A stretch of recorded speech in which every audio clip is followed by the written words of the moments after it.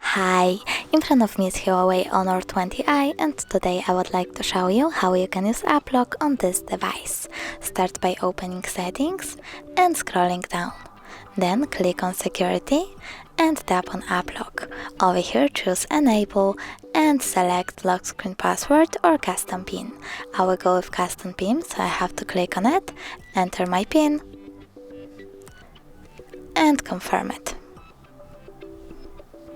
Over here you can answer this security question or pick one of those. You can also tap on Custom Question and add your own. Then click OK, answer it and tap on Finish. If you want to use Face Unlock to unlock your apps, click OK, but I don't want to, so I will go with Cancel. And now I can see all of my apps. If you want to lock one of them, just tap on the switcher next to it. For example, App Gallery. So now when I go back and try to access App Gallery, I can see that PIN is required.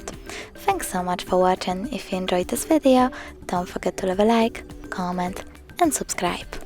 Bye!